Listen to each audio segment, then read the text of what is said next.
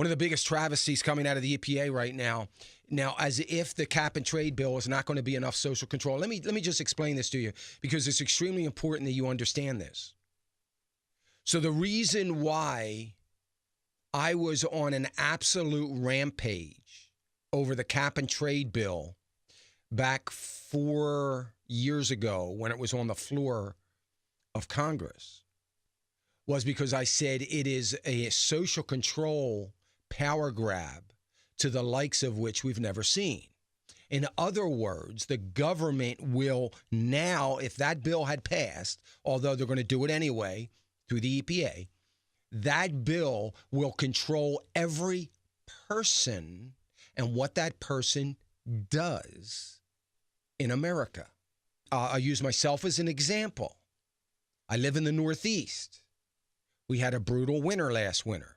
Some winters are cold, some winters are snowy, some winters are not so bad.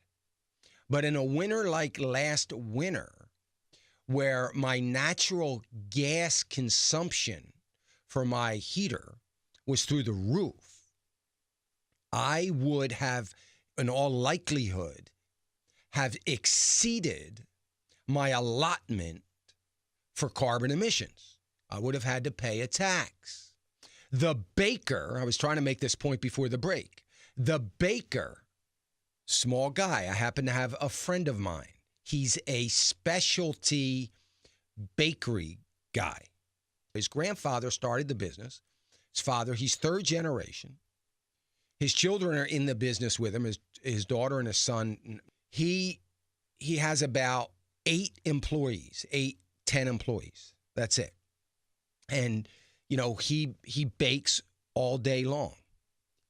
It's going to cost him a fortune because he can't help the fact that it takes X amount of BTUs to bake a loaf of bread or a cake or whatever. He is likely, as a result of the EPA or the cap and trade that has been handed to the EPA, someday he is likely to be out of business because he's not going to be able to pay his share of carbon emissions. These are the kinds of things that we can expect. We now are going to have the EPA have restrictions under the Clean Water Act. I don't have a problem with the Clean Water Act as it stood. Now, under the guise of the Clean Water Act, there is going to be a control over farmers on their water supply. So now the EPA, if you are a farmer or a rancher, they are going to permit your use of water. They're going to permit that use. Now, and if you are illegally, in other words, you're using some of God's given water that God has given you upon your land, if you are using that for your cattle or for your irrigation and you do not have a permit at that particular time to use it, you're going to be fined $30,000 a day.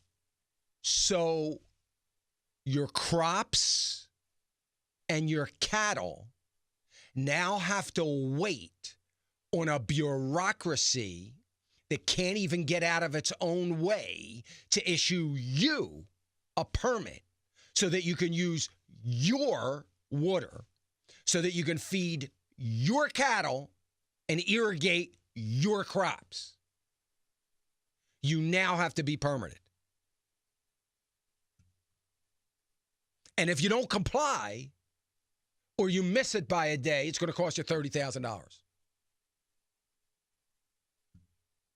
This is lunacy. There are 5, 6 generation ranchers and farmers throughout this country that have wells that they spent money on to drill, that have irrigation systems based on that are now going to have to get permitted. So they've destroyed the coal industry. They're working very, very hard, as I talked about several weeks ago. They're working very hard on destroying the natural gas industry by way of now regulating the chemicals that are used in fracking. And by the way, fracking has been around for over 50 years. They're now going to try to control the natural gas industry and destroy that as well. Now, let's get after the heartland. Let's get after the heartbeat of America. Let's start controlling. If we can control energy, and now we can control our food supply, we will, in fact, have the Marxist regime that we've just dreamed about.